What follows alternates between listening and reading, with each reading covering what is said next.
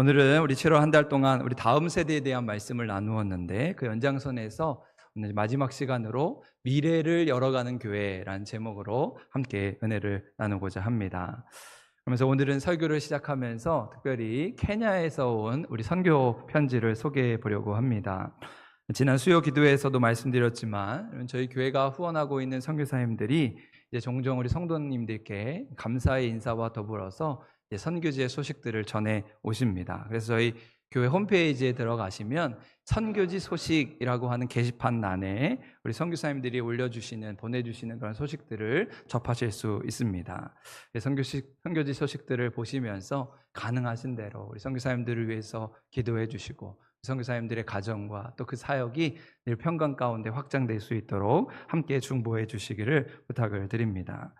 그런데 이제 지난주에 우리 케냐에서 이제 선교하시는 우리 조규보 선교사님께서 이제 선교 편지와 함께 아주 짧은 영상을 하나 이제 카톡으로 보내 오셨습니다. 그래서 오늘 그 영상을 우리 성도님들과 함께 나누려고 하는데요. 한 1분 정도, 1분 남짓 되는 우리 아주 짧은 영상입니다. 우리 영상 준비됐으면 한번 보여주시겠어요?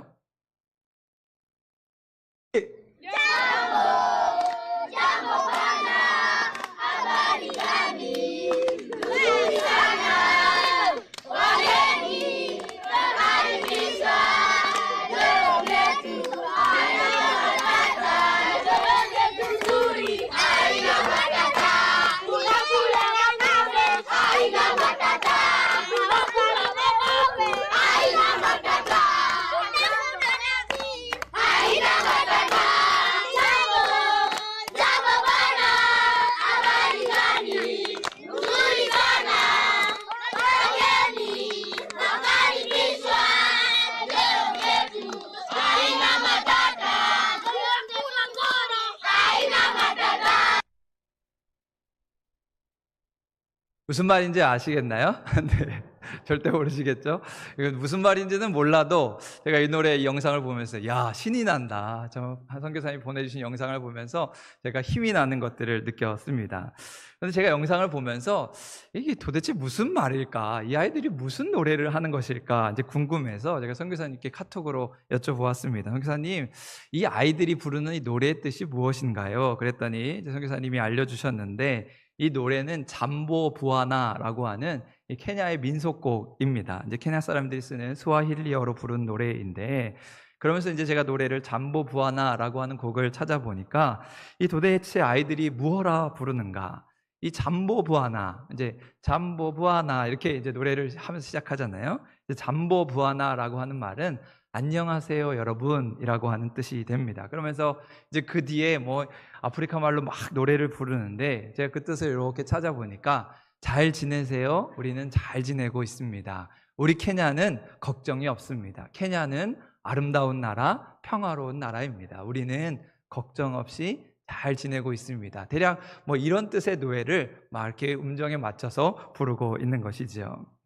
여러분, 제가 이 노래를 이렇게 해석해서 들으면서 너무 감사한 마음이 들었습니다. 그러면 기억하시겠지만 작년 이맘때에 우리 케냐에 큰 홍수가 나서 마을 한 마을이 그냥 통째로 떠내려가고 우리 한국 TV 뉴스에 소개가 될 정도로 큰 어려움을 겪었는데 이제 1년이 지나서 저 땅의 아이들이 우리는 걱정이 없습니다. 잘 지내고 있습니다. 그리고는 오히려 우리 한국에 있는 우리들을 향해서 잘 지내고 있나요? 잘 지내고 있는 거 맞습니까? 그렇게 인사하는 모습을 보면서 제 마음 한켠에 찡하니 감동이 몰려왔습니다.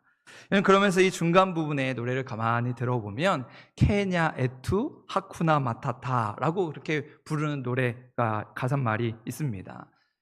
아프리카 말로 하쿠나 마타타, 이 말은 많이들 들어보셨지요? 문제가 없다, 걱정이 없다라고 하는 뜻을 담고 있습니다. 그럼 비록 우리의 삶에 근심 많고 문제가 참 많이 있겠지만 그러나 그런 근심 걱정 모두 떨쳐내고 하쿠나 마타타, 문제가 없습니다, 걱정이 없습니다, 담대히 고백하며 살아가는 우리 성도의 삶 될 수 있기를 간절히 소망합니다. 여러분, 그렇다면 우리는 어떻게 담대함으로 하쿠나 마타타를 외칠 수 있을까? 그것은 바로 우리의 믿음에서 출발합니다. 우리의 삶에 폭풍우 치고 비바람 부는 근심과 걱정이 있지만 주님께서 그 폭풍우를 잠잠케 해주신다고 하는 믿음, 하나님께서 우리를 떠나지 아니하시고 우리와 함께 하신다고 하는 그 믿음이 우리로 하쿠나 마타타, 우리는 걱정이 없습니다, 문제가 없습니다, 노래하게 하는 것이지요. 이런 게리 토마스 작가의 뿌리 깊은 영성은 흔들리지 않는다 하는 책을 보면 이런 내용의 이야기가 있습니다. 늑대와 곰은 분명 벼룩보다 위험하다. 그러나 늑대와 곰보다 벼룩이 우리를 더 괴롭히고 우리의 인내력을 더 많이 시험한다. 따라서 큰 유혹들에 용기 있게 맞서 싸울 준비가 되어 있더라도 작고 별것 아니게 보이는 것들에 대해서 항상 우리 자신을 지켜야 한다라고 하는 내용의 글입니다. 이런 사실 우리의 삶을 돌아보면 우리의 적은 뭐 커다랗고 대단한 문제가 아니라 우리 눈앞에 있는 아주 사소하고 작은 문제들 때문에 우리가 하나님 편에 서지 못하고 믿음이 흔들리는 경우들을 보게 됩니다. 작은 불편한 사소한 감정의 싸움, 일상의 피로와 같은 문제들이 우리를 지치게 하고 결국 하나님의 음성을 듣지 못하도록 우리의 길을 닫아버리는 것이죠. 그런 의미에서 스스로에게 질문해 보시기 바랍니다. 나는 하나님을 믿는다고 하지만 정말 진실되게 하나님을 믿고 있는가? 내가 믿고 싶은 것, 내가 원하는 것을 하나님이라고 하면서 그 하나님을 믿고 있는 것은 아닌가? 여러분, 만약 우리의 믿음과 신앙이 출발선에서부터 잘못됐다면 우리는 빨리 하나님을 향한 올바른 신앙과 믿음으로 돌이켜야 하는 것이죠. 그렇지 않으면 어떤 문제가 생길 때마다 우리는 흔들리고 넘어질 수밖에 없는 것입니다. 그렇게 오늘 우리의 믿음의 뿌리를 돌아보시기 바랍니다. 나는 하나님을 향해 깊은 믿음의 뿌리를 내리고 있는가? 나는 지금 하나님을 향한 믿음의 반석 위에 집을 짓고 있는가? 이 질문에 정직하게 대답할 수 있을 때 우리는 우리의 앞날을 하나님 손에 맡기며 담대함으로 걸어갈 수 있는 것이지. 우리가 믿음에 바로 서게 될 때 바로 그 자리에서부터 하나님은 우리를 선한 길로, 은혜의 자리로 인도해 주시는 것입니다. 여러분, 그런데 그 믿음이 바로 서지 않고는, 그 기본, 그 출발이 바로 서지 않고는 하나님이 우리와 함께 하실 수 없습니다. 믿음의 뿌리가 흔들리는 상황에서 우리는 한치 앞으로도 나아갈 수 없는 것이지요. 때로는 작은 어려움이 있을지라도 하나님을 의식하고 말씀 위에 굳게 서는 훈련을 해야 합니다. 사람의 말에 귀가 흔들리지 않고 오직 하나님을 붙들면서 나아갈 때 우리의 앞날이 시온의 대로와 같이 열려지게 된다는 것이죠. 사실상 우리는 너무도 불안한 시대를 살아가고 있습니다. 물론 과거에도 참 어려움이 많았지만 최근 많은 사람들이 이 미래에 대한 불안 가운데 살아가고 있습니다. 그럼 그 불안은 당장 우리 눈앞에 보이는 위기가 아니라 앞으로 어떤 일이 펼쳐질지 모르는 그런 불확실성 속에서 우리가 살아가고 있습니다. 그럼 예를 들어서 최근 인공지능 AI의 발전은 상상을 초월한 만큼 정말 빠른 속도로 우리 인간의 삶을 편리하게 해주고 새로운 가능성을 열어주면서 발전하고 있습니다. 요즘은 AI가 알아서 그림도 그려주고 글도 써주고 심지어 우리의 병도 진단하면서 이 사람의 목소리를 흉내내며 사람의 모습을 재현하고 있습니다. 그런데 그러면 그럴수록 인간의 본질이란 무엇인가? 우리 인간의 역할은 무엇인가? 인간의 불안을 자극하고 있다는 것이죠. 여러분, 최근 이찬수 목사님이 이 챗 GPT라고 하는 것을 사용하면서 이제 챗 GPT에게 세상이 기대하고 기다리는 기독교는 어떤 기독교인가? 이런 질문을 던졌습니다. 그랬더니 챗 GPT가 이렇게 대답을 했다고 합니다. 세상이 기다리고 기대하는 기독교는 예수님의 참된 정신을 회복하고 실천하는 기독교일 것입니다. 그리고는 자기 스스로 이렇게 결론을 내립니다. 결국 세상이 기대하는 기독교는 예수님을 닮은 교회입니다. 그리고는 마지막에 이제는 목사님을 향해서 조언하고 충고까지 합니다. 지금 우리의 교회가 세상이 기다리는 기독교인지 아니면 세상이 외면하는 기독교인지 돌아보아야 할 때입니다. 건강한 교회를 꿈꾸며 우리가 어떤 교회의 모습을 회복해야 할까요? 인공지능이 목사님한테 충고하고 재언까지 했다는 것이지요. 여러분, 이것이 우리가 살아가는 시대의 모습입니다. 인공지능이 우리 사람에게 충고하는 시대가 되었다는 것입니다. 그런데 예수님도 우리에게 이미 말씀하셨습니다. 회개하라, 천국이 가까워왔느니라 복음을 선포하시면서 우리가 회개에 합당한 열매를 맺지 않으면, 우리가 잘못으로부터 돌이키며 회개하지 아니하면 하나님이 이 돌들로도 아브라함의 자손을 삼겠다 말씀하셨습니다. 이 시대가 이렇게 악하고 혼란스러운데 너희가 정신 차리지 않으면 돌들을 깨어서 아브라함의 자손 삼으시겠다. 인공지능을 통해서라도 우리를 깨우치시는 그 하나님의 말씀을 하고 있는 것이지요. 여러분, 그렇게 우리는 믿음을 가지고 지금 우리가 어느 시대를 살아가고 있는가, 우리가 믿는 자로서 무엇을 감당해야 하는가, 정신을 차리고 앞으로 이 교회가 희망이 있을까, 앞으로 우리는 어떻게 살아가야 할까, 미래를 열어가는 교회는 어떠한 모습일까, 함께 고민하면서 교회의 본질을 회복하는 일에 앞장서야 할 것입니다. 여러분, 어려운 시대일수록 교회는 등불이 되어야 합니다. 혼란한 시대일수록 교회는 방향을 제시해야 합니다. 위기의 시대일수록 교회는 희망을 선포해야 하죠. 그런데 오히려 교회가 더 어둡고 혼란하고 위기에 빠져 있다면, 여러분, 우리가 하나님 앞에 설 때 무슨 낯으로 하나님을 배울 수 있겠습니까? 여러분, 그렇게 우리는 낙심하지 않고 용기 잃지 않고 하나님의 비전을 붙들고 현실에 매몰되어 안주하는 교회가 아니라, 과거의 영광, 과거의 간섭에 빠져 있는 교회가 아니라, 앞으로 우리 교회는 어떤 미래를 열어갈 것인가 주시는 말씀 속에서 다시 한번 교회의 본질, 교회의 됨의 모습을 진지하게 돌아보는 시간이 될 수 있기를 간절히 소망합니다. 여러분, 오늘 우리가 함께 읽은 예레미야의 본문은 이 바벨론에서 포로 생활을 하고 있는 이스라엘 백성들에게 보내는 예레미야의 편지입니다. 물설고 낯설은 남의 나라에서 서름받으며 살아가는 그 포로민들을 위로하면서 전하는 하나님의 말씀이죠. 아마도 이 포로로 끌려간 백성들의 일상은 고통 그 자체였을 것입니다. 조롱하는 눈빛에 상처를 받고 무시하는 말투에 마음이 상하고 물리적인 폭력과 강압적인 노역에 시달리면서 과연 하나님이 우리와 함께 하시는가 의심할 만큼 신앙의 뿌리마저 흔들리는 절망의 시간을 보내고 있었을 것입니다. 그런데 그때 신락 같은 희망의 불빛처럼 하나님의 말씀이 그들에게 들려옵니다. 그것이 오늘 우리가 함께 읽은 11절의 말씀인데요. 11절 말씀 화면을 보시고 한번 더 같이 한번 읽겠습니다. 시작. 여호와의 말씀이니라. 너희를 향한 나의 생각을 내가 아나니 평안이요 재앙이 아니니라. 너희에게 미래와 희망을 주는 것이니라. 아멘. 하루하루 살아가기 위해 버티고 또 버티고 있는 그 백성들에게 지금 너희가 당하고 있는 고통은 재앙이 아니다. 이 눈물과 아픔의 시간이 끝이 아니다. 오히려 그 고난의 자리에서 회복하게 하시고 새로운 소망으로 이어가게 하시는 하나님의 은혜의 역사의 시작임을 말씀하고 있는 것이지요. 오직 우리를 두고 계획하시는 하나님의 일들은 하나님 자신만이 알고 계심을 선포하면서 그 계획은 재앙을 주는 것이 아니라 우리를 평안으로 이끄시며 우리가 살아갈 미래에 희망과 소망을 주려는 것임을 선포하고 있는 것입니다. 여러분, 이러한 말씀은 마치 숨겨진 보물처럼 광야의 만나처럼 백성들의 마음을 든든하게 해주었을 것입니다. 눈물 날 만큼 힘겨운 상황에서 조롱당하고 수치당한 상황 가운데서 하나님의 말씀이 들려질 때 그들의 마음이 위로를 얻고 하나님의 뜻이 분명히 이루어질 것을 확신하면서 그들을 붙드는 버팀목이 되었을 것입니다. 여러분, 이처럼 하나님은 우리가 평안을 누리며 살아가기를 원하십니다. 비록 우리의 삶이 힘들고 눈물 날 일 많이 있지만 그럼에도 불구하고 하나님은 우리에게 평안을 주시기를 원하십니다. 그래서 하나님이 주시는 평안은 세상이 주는 것과 같지 않습니다. 하나님이 주시는 평안은 모든 지각에 뛰어난 하늘로부터 임하는 평안인 것이죠. 그래서 아직 이루어지지 않았지만 그 하나님의 약속을 믿고 하나님의 놀라우신 뜻을 소망하면서 이루는 것, 그것이 우리의 믿음이요 우리의 신앙이 되는 것이죠. 그 소망으로 우리는 내일을 살아가게 됩니다. 하나님의 이스라엘 백성들이 언제 예루살렘으로 돌아갈지 모르는 암담한 상황에서 그들이 미래에 대한 소망을 갖기를 원하셨습니다. 선지자를 통해 하나님의 말씀이 선포되는 순간 그들이 소망을 붙들고 비전을 붙들며 하나님의 일을 감당하기 원하신 것이지요.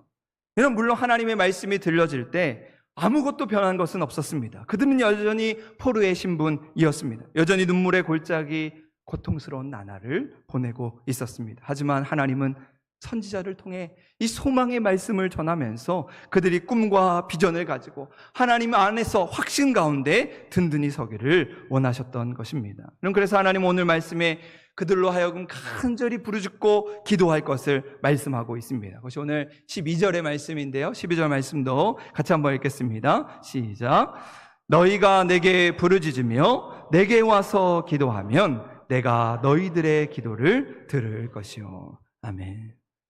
사실 예언서에서 하나님은 종종 말씀하시는 하나님으로 등장합니다. 나 주 여호와가 말하노라, 주 여호와의 말씀이니라, 이런 표현들이 반복해서 등장합니다. 그러면서 우리 하나님은 말씀하시는 하나님, 우리에게 찾아오셔서 하나님의 뜻을 알려주시고 하나님의 음성을 들려주시는 말씀하시는 하나님임을 증거하고 있습니다. 여러분, 최근 계속해서 새벽 시간마다 우리가 예언서의 말씀을 묵상하고 있습니다. 요즘은 에스겔서의 말씀을 묵상하는데요, 여러분, 하나님은 선지자들을 보내셔서 하나님의 말씀을 전하시게 됩니다. 그런데 그 선지자들의 말씀을 백성들이 너무 안 들으니까 이 에스겔 시대에 와서는 선지자로 하여금 자꾸 이상한 행동을 하게 하십니다. 똥으로 떡을 구워 먹게 하시고, 선지자의 머리털과 수염을 자르게 하시고, 갑자기 짐을 끌어서 포로로 끌려가는 모습을 하게 하시면서 그야말로 수단과 방법을 가리지 않고 백성들로 하여금 깨닫게 하시려고 끊임없이 말씀하시는 하나님의 모습을 보게 됩니다. 그런데 신기한 것은 이스라엘 백성들이 참 지독하게도 고집스럽게도 그러한 하나님의 말씀을 듣지 않았다는 것이지요. 아니, 어떻게 저럴 수가 있을까? 하나님 저렇게까지 하시는데 어떻게 이렇게 말씀을 듣지 않을 수가 있을까? 그들의 마음이 돌같이 굳어져 있었기 때문이지요. 그들의 마음이 교만과 불순종으로 너무 완고하게 닫혀 있었기 때문에 하나님의 음성을 듣기보다 자기의 생각, 자기의 목소리를 내기에 바빴다는 것입니다. 또 한 가지, 그들이 하나님의 말씀을 듣지 않았던 이유는 바로 거짓된 선지자들 때문이었습니다. 한편에서는 하나님의 말씀이 선지자들을 통해 선포되는 가운데, 다른 한편에서는 그 하나님의 말씀을 대항하는 거짓된 말씀이 전해지고 있었습니다. 여러분, 그런데 충격적인 것은 하나님의 백성들이 하나님의 말씀을 듣기보다 사람의 말, 그 거짓된 말을 더 따르고 그것에 미혹되었다는 것이죠. 여러분, 이처럼 우리를 거짓되게 유혹하는 손길은 언제나 달콤하다는 사실을 기억해야 합니다. 이건 에덴 동산에서 뱀이 아담과 하와에게 다가와서 이 선악과의 열매를 먹기만 하면, 네가 이 열매를 먹는 순간 너의 눈이 밝아져서 하나님처럼 될 것이라 거짓되게 유혹했습니다. 여러분, 하나님처럼 될 것이다, 이것처럼 달콤한 말이 어디에 있겠습니까? 여러분, 그래서 훗날 마귀는 광야의 예수님도 유혹하게 되죠. 세상 나라의 영광을 보여주면서 나에게 엎드려 전하면 이 모든 것을 너에게 주겠다, 거짓으로 예수님마저 유혹하게 됩니다. 여러분, 그런데 그 보암직하고 탐스러운 선악과를 한 입 베어무는 순간 우리는 그 유혹의 늪에서 헤어나올 수 없는 것입니다.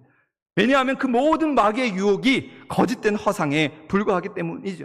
평안이 없는데 평안을 외치면서 우리의 눈을 가리고 우리의 귀를 닫고 달콤한 말로 우리의 영혼을 사냥하고 있다는 것입니다. 여러분, 그래서 예레미야는 그러한 인간의 모습을 보면서 이렇게 탄식합니다.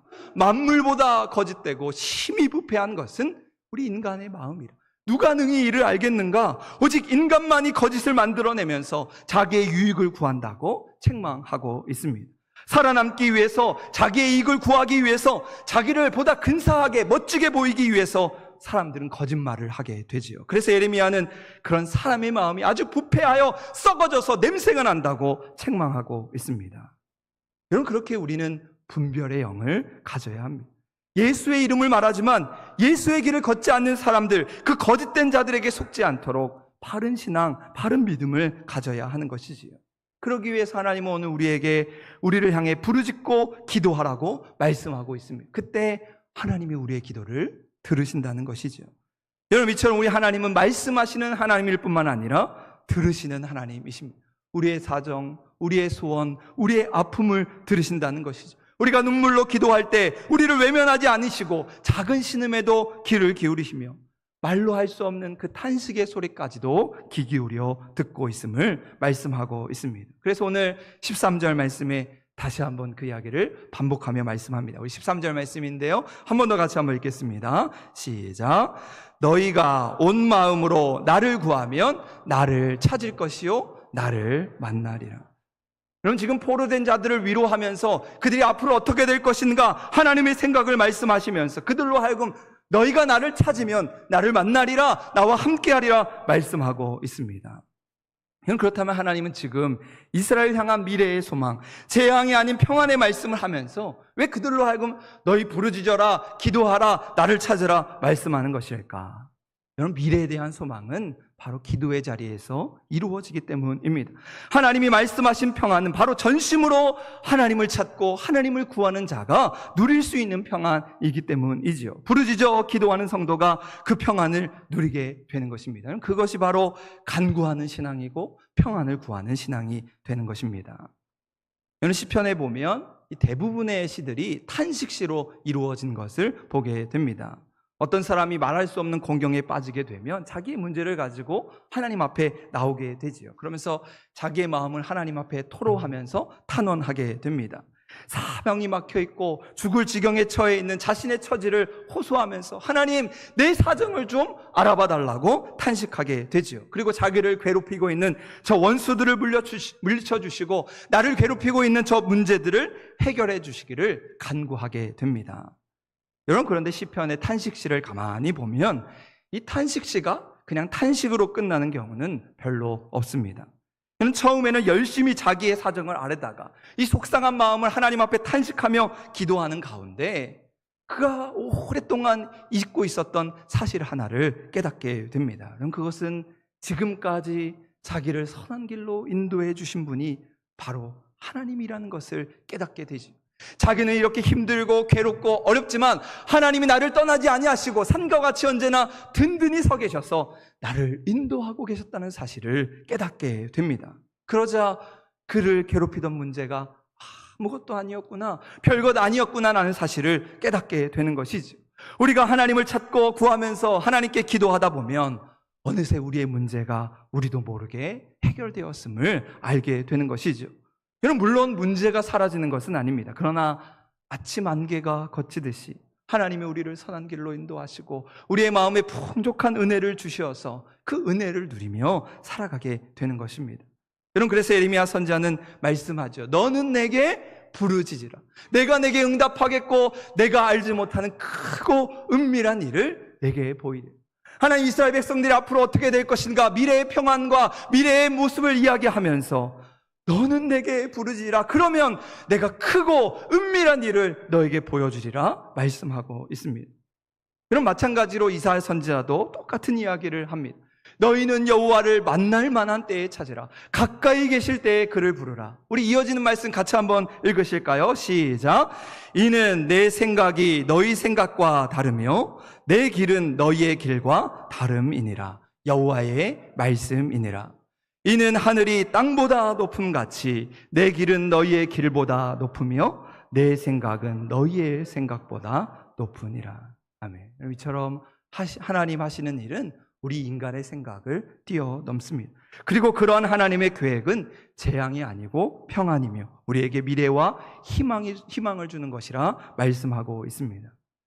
여러분, 이처럼 하나님의 생각과 나의 생각이 다름을 받아들이는 것, 하나님의 생각이 우리의 생각보다 훨씬 더 뛰어나고 훨씬 더 높다는 것을 받아들이는 것, 그것이 바로 참된 신앙이고 바른 믿음임을 기억해야 합니다. 오늘날 많은 사람들이 평화로운 시대를 꿈꾸지만 우리의 삶은 그렇지 못할 때가 많이 있습니다. 우리는 평안하고 행복한 삶을 꿈꾸지만 세상은 날로 소란스러워 갑니다. 기후위기로 인해서 폭염과 한파가 몰려오고 대형 산불과 식량위기와 같은 재난이 반복되고 있습니다. 인류를 위협하는 전염병과 같은 위험들이 우리로 하여금 불안하게 하고 있습니다. 이러한 때에 우리는 하나님의 말씀을 붙들고 하나님께 부르짖는 신앙으로 하나님께 간구하면서 희망의 씨앗을 심는 교회요, 눈물의 씨앗을 뿌리는 성도가 될 수 있기를 간절히 소망합니다.